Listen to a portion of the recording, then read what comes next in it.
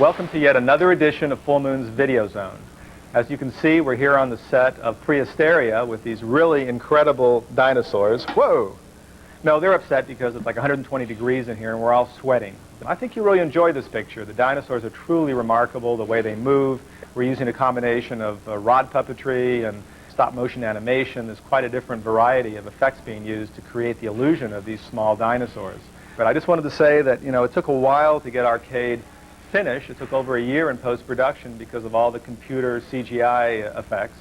But I think it turned out real well, and hopefully if you guys liked it enough and it does well enough, we'll have an Arcade too.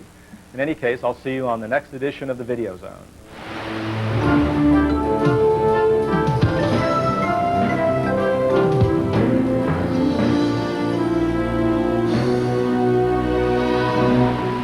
My treat. Here. Deposit your money and the game begins. Who knows where it will take you? It's a trip through the world of virtual reality, courtesy of Full Moon Entertainment's latest release, Arcade. Veteran director Albert Pune returns to Full Moon with Arcade as a unique new medium for terror. Well, when Charlie first approached me with the title, Arcade, and that he wanted to do a horror film set in a arcade situation, I had been reading some articles about virtual reality and thought it was an interesting framework for a horror film to take place in. This new technology includes the player as an active participant in the game, and the player's experiences and personality dictate which way the game will proceed. What?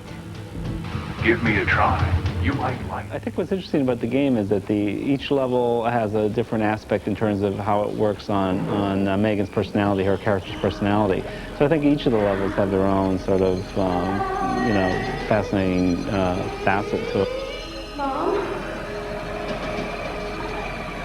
Step into the vortex. Megan Ward portrays the troubled youth Alex, who is struggling with her inner demons while trying to save her friends.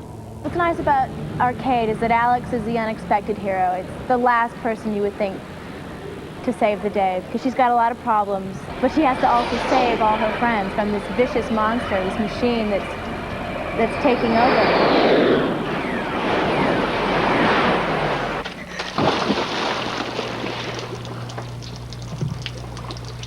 My favorite thing about being a hero is that I get the applause at the end. No.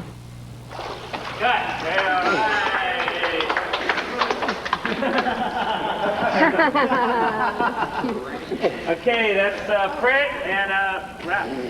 Even heroes need help sometimes, and Alex gets some from her friend Nick, played by Peter Billingsley. Albert, behind her. Behind her! Do something! Off camera, Megan and Peter found time for some fun. Are you filming? See, he just got wounded by the screamer. This is what the screamer can do. What's the screamer? The screamer is what chases us in the game. It's the thing that comes out if you spend too much time on a certain level. like fate, you know, it's like time catching up with you. That was bad. Rounding off the cast are a few more familiar faces sucked in by Arcade. A.J. Langer, Seth Green, and Brandon Rain. Take over the world. It will take you beyond the boundaries of reality. Reality will never be the same. Never be the same. Well, the favorite level, the level with the boat scene, when I get to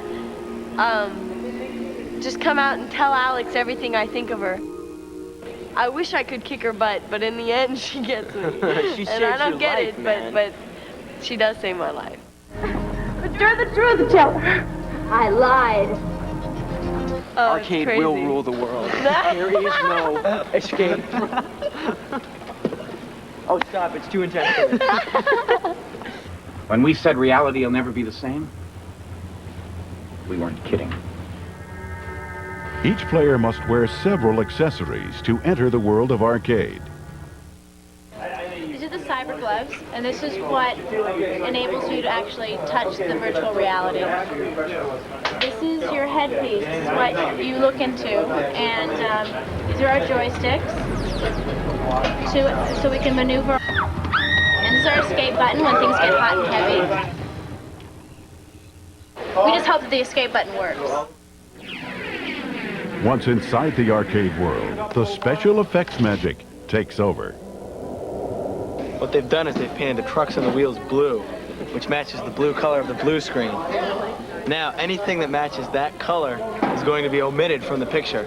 So therefore, it's going to leave the board looking like a hoverboard with these omitted, as though we were just floating in midair.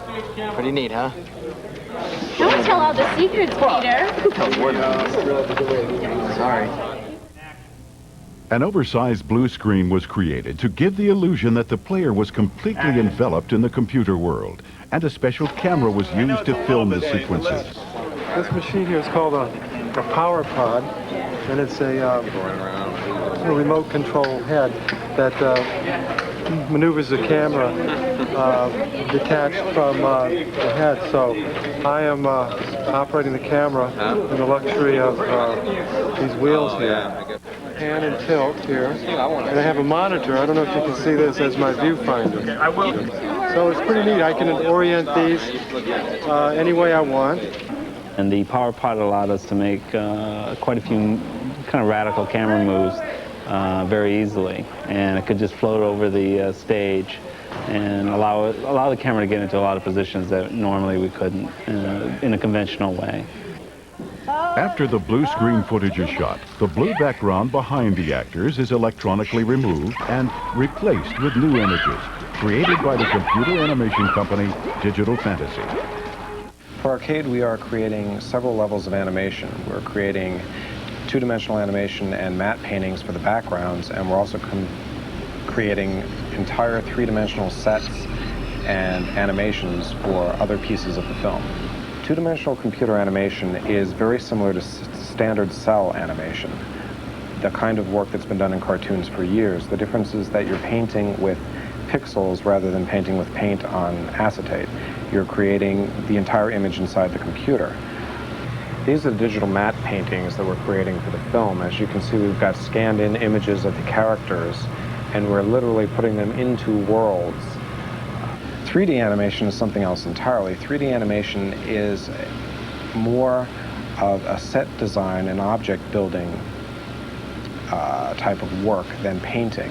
You don't so much create the images as you create the objects. Describe to the computer literally what an object is, how shiny it is, what color it is, how reflective it is, where the light is hitting it from, what color of light bounces back.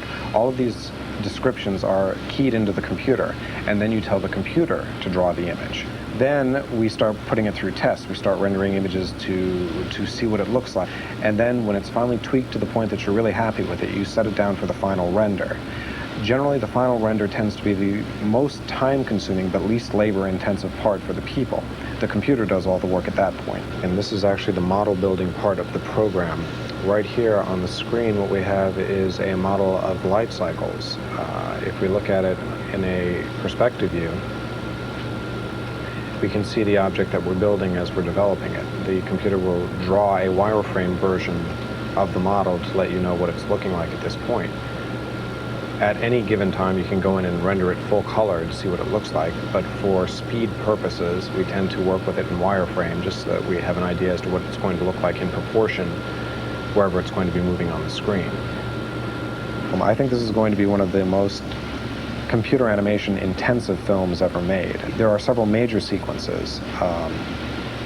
One, of course, is the bike chase. That is almost entirely created inside of 3D. Another bit that we've added is Arcade actually talking. The Arcade creature, the Arcade face, is created three-dimensionally. A heartless monster, of course. All told, I would say I'm very happy. People are going to give us the greatest compliment by not noticing what we have done. They're just going to accept it, and it's going to be part of the film experience. They're not going to be paying attention to the matte shots in the background anymore. They're just going to accept it as being trapped inside of a video game.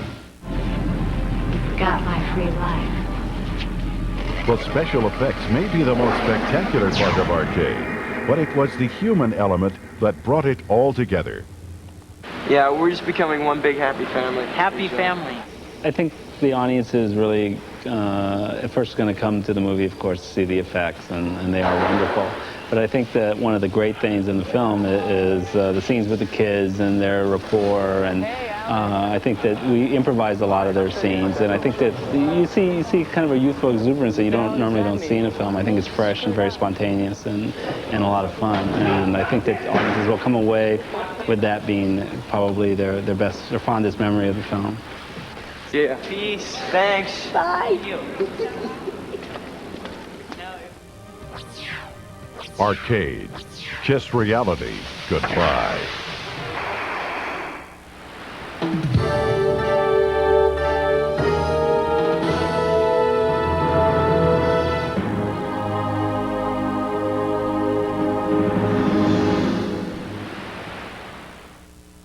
One of the most prolific film composers of horror and science fiction, Richard Band has provided the shocking melodies for such Stuart Gordon films as Reanimator, From Beyond, and The Pit and the Pendulum.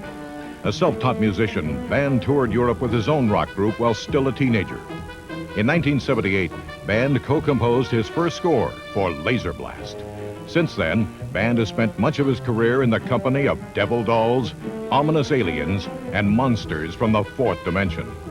Band's skills grew from computerized music to conducting such orchestras as the London Symphony and the Rome Philharmonic.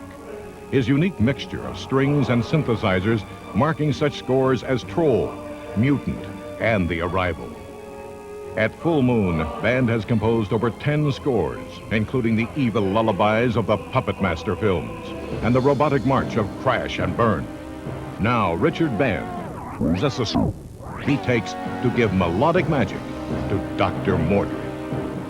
This is a great part of the film to start with because it has all the elements that we need to deal with: Mordred, Cabal, good versus evil. Of course, the challenge in this sequence is going to be the dinosaur fight, since I don't have 95% of what's going to be on there. No picture, no effects or anything, so a lot of it's going to be up to my imagination. Right now, it's time to go to the piano and start working on those themes.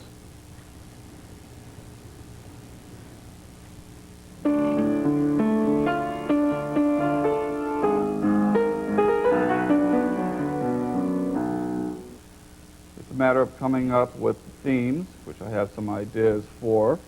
We're dealing with a mysterioso nature because of the sorcery involved. Actually, we need something for that.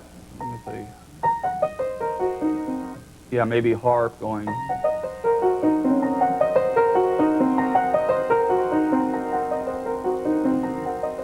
We could have voices.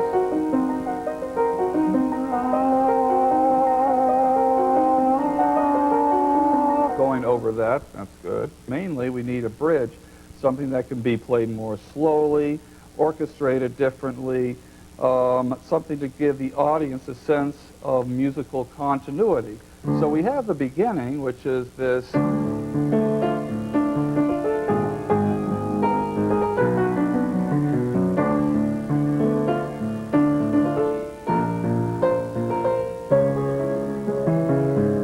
to the bridge.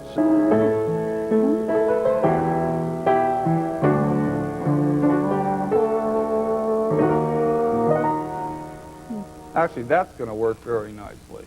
I think we've got the basic thematic ideas, and to make sure that they're going to work properly, I want to start putting them to some orchestrations, and we'll, give it a feel and see how it works in the studio. So let's give it a shot over there. As to how we're going to apply to what we just heard over on the piano, let's start with the Mysterioso. I think the harp, as we mentioned.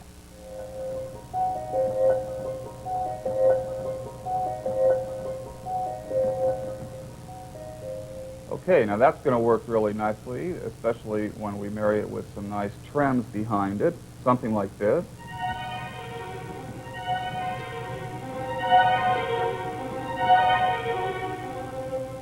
Here's the voice.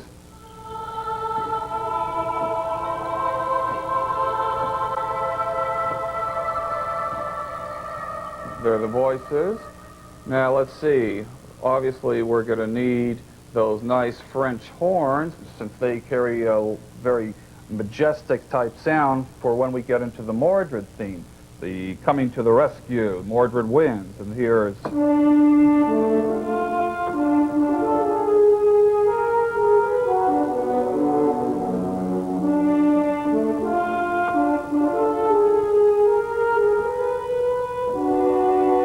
can hear that. And then we'll go to the bridge, which is very important, as we discussed. Then a little more melodic here.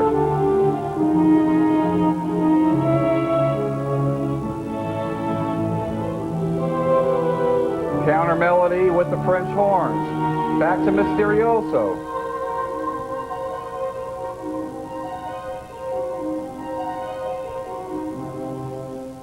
The final step is we're going to go in and with about 28 strings plus a nice large brass section, I think about 13, 14 brass players, and you'll hear basically what ends up sounding like about an 80, 90-piece orchestra. Let's see how this entire sequence fits with the film.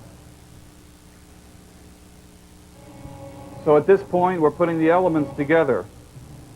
Now, as you can hear, there's some percussion right there. Cymbals, strings, more percussion. It's all coming in. That's from where we heard before with the harp. Now we get to the big climax with the battle.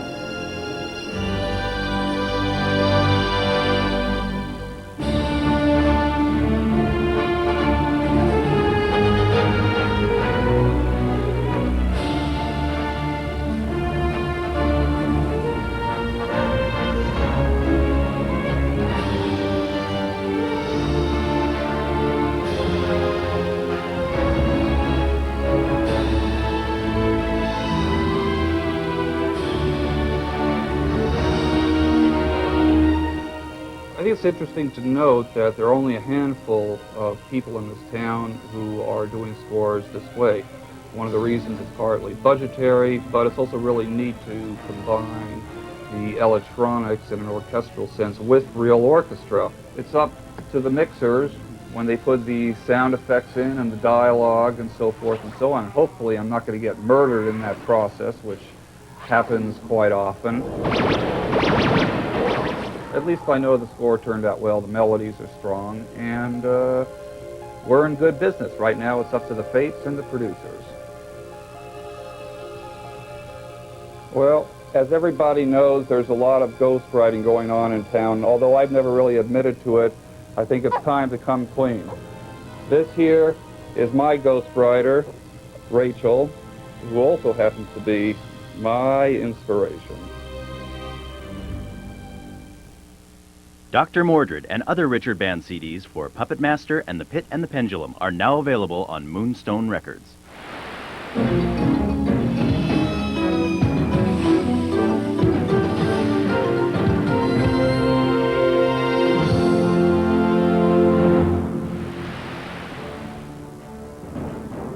The makers of Robot Johnts take you to a future where super robots keep the peace. Well, General, you're getting a ringside seat here. But beneath the technology lies a plot. The Eastern Alliance is on our side. To turn its machines. Come on, what would somebody be hiding under a ghost town? How about a huge cache of weapons? Into engines of destruction.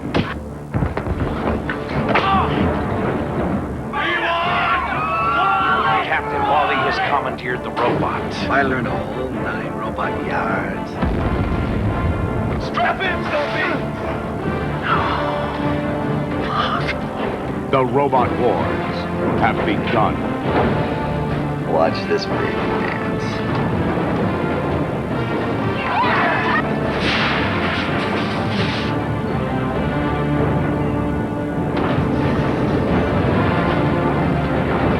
What are you going to do with that rusty old tin can? Take out the garbage, scumbag. Robot wars.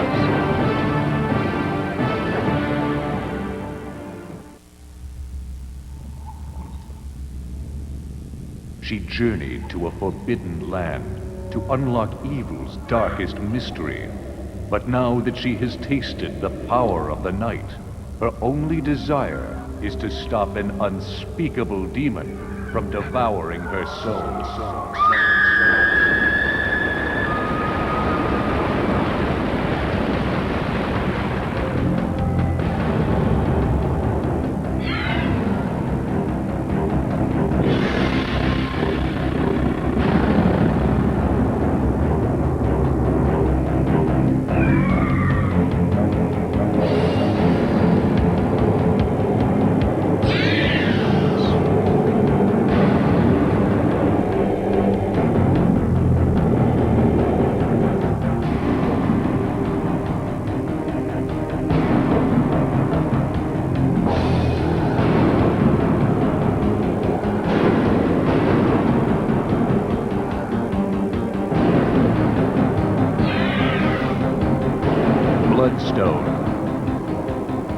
Subspecies 2.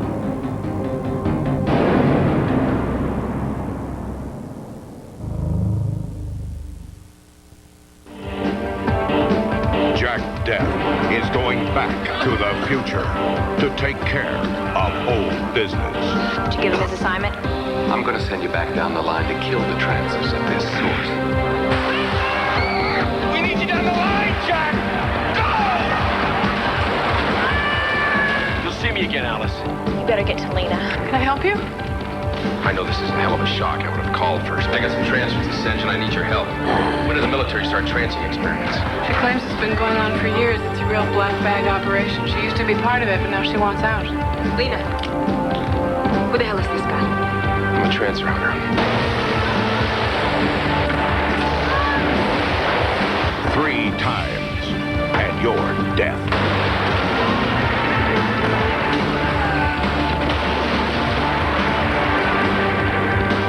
Tim Thomerson, Trancers 3. In a Manhattan apartment, Dr. Anton Mordred has stood guard between our world and the dark dimensions. Now, after centuries of waiting, evil's ultimate warrior has arrived. Cabal is a demon who uses mortals to do his bidding. What difference does it make if I want this dying planet? A sorcerer is not a god. It will be beyond the apocalypse. Our powers can be amusing. This man's gotta die!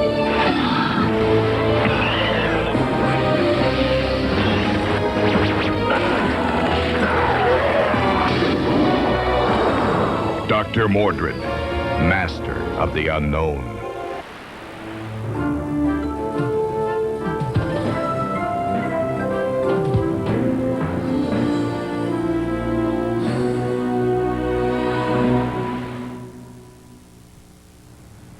Hi, Full Moon fans. I'm Charlie Sprouling, and we're here on location in Los Angeles to show you just how big Full Moon Mania really is. Here we are at the world-famous Tower Records on Sunset Boulevard. We're here to find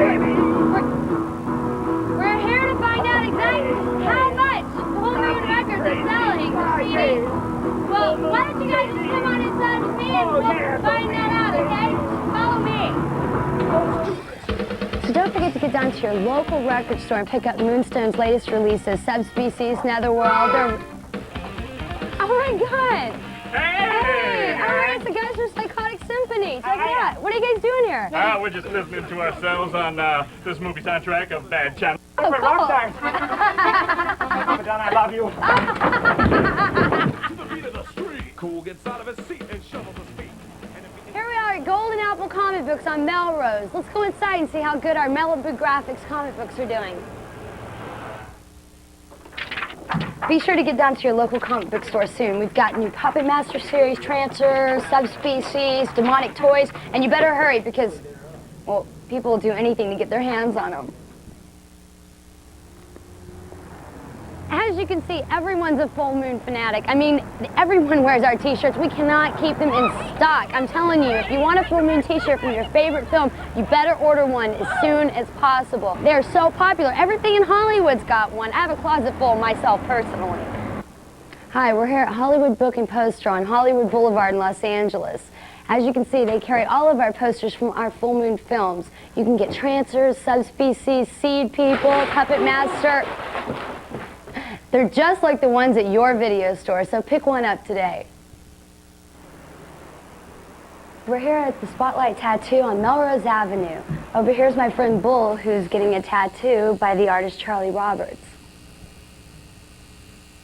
Don't forget about our cool Full Moon trading cards. See, we have them for lots of the movies, okay? So, and also, when you join the fan club, you get this really cool Full Moon t-shirt and a copy of Moon Flash, our newsletter. Remember Moon Flash? Well, anyway, for more information about becoming a Full Moon fanatic, you can call our hotline at 1-800-999-9559. or write to Full Moon Entertainment, P.O. Box 526, 8721 Santa Monica Boulevard, West Hollywood, California, 90069. Done. Cool. Wow, what do you think, babe? I think I'll get one next. I hope you had a great time today in Hollywood. Keep watching Videozone, keep writing me those letters, and we'll see you next time.